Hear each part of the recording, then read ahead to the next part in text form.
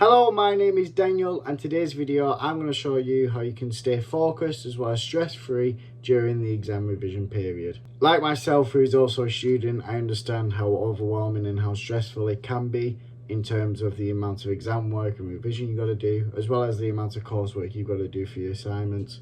But not to worry, because I am going to show you two methods I keep at that really help me keep stress-free and very well organised when it comes to exams and assignments. The first method I use is a weekly calendar. Now personally I use a whiteboard that is marked from Monday to Sunday, but you can use sort of like a diary or even keep an internet kind of log Monday to Sunday of your kind of daily activities what you got to do. So for me on that calendar, I like to jot down when I have my lectures and my seminars, as well as any other commitments I have, such as professional work. This really helps me keep my mind clear and sort of stress-free of what I need to do in the week. The second method is a little bit long-winded, but if you keep with me, I'll prove to you it works miracles. So I use something called the 4-part organisation plan. And essentially what it is like the title says, it's a 4-part organisation plan. So when it comes to not just in a weekly basis, but future as a whole, I'm well prepared and I'm stress-free in terms of everything. So how it works is I have my first box or my first part, and that's my priority box.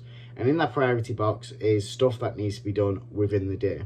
So what I like to keep at on a daily basis is that I like to read and I like to do some form of exercise, just to help me on a physical and mental kind of way. So I always put in that priorities box that I need to read part of my book, and I also need to go to the gym or do some form of exercise. Having that kind of structure on a daily basis in terms of the priority list helps massively. You're keeping track of what you need to do on a day-to-day. I like to do it at the end of the night, where I write the stuff that I know I need to do tomorrow, and when I wake up, it's one of the first things I see, and I see what needs to be done. I'm like, right, let's get on with it. This helps in two ways. The first one being that if you like to be on the go and you like to keep busy, this helps massively. So when you've done all your priorities, you can just take that breath, and then if you see, oh, well, I can just do these extras because I've got the rest of the day to do them, you might as well do them. It helps massively. And the second thing is, like I mentioned before, it just helps with that kind of self-pride and that sort of mental well-being of, okay, well, I've done my priorities today, and if I can do extras, then, you know, I'm doing more than I want to do today.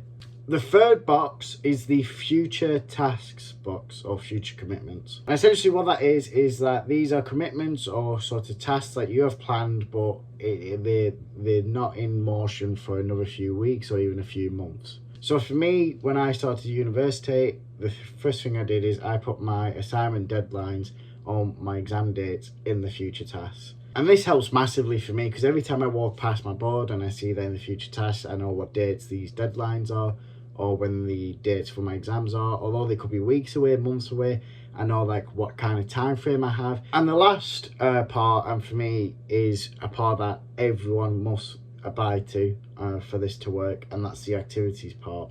One of the biggest things that students need to remember is that obviously there's a lot of work to do, both on a professional scale and uni scale. You've got to make sure you enjoy your time.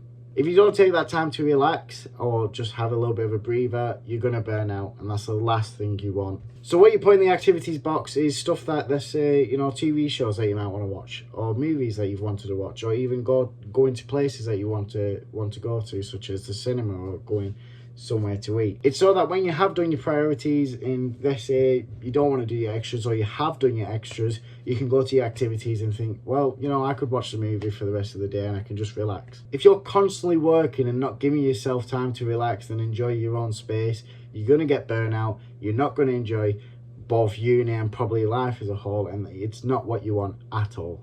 Being in this sort of revision period when it comes to exams and stuff, it doesn't mean eat, revise, sleep, repeat kind of thing. You know, you've got to make sure you enjoy your time and your space, and although it's very stressful and the amount of work you've got to revise, if you don't sit there and enjoy yourself, you're going to make matters worse. Your mental well-being is, you know, crucial for you to thrive as a person, so always make sure you're giving that kind of space to breathe and that space to just relax. So there we have it. They are my two methods that I stick to that help massively for me on a daily basis. I feel like since I've had both these structures of the weekly calendars and the 4-part organisation plans, I've just been better as a person, mentally and physically. It feels like I'm eating food properly now. It feels like I'm getting the exercise I need. And most importantly, I just feel more relaxed and more just organised and fresh. But that being said and done, I hope you all have a wonderful day, and I hope you all pass your exams and assignments. Alright, take care.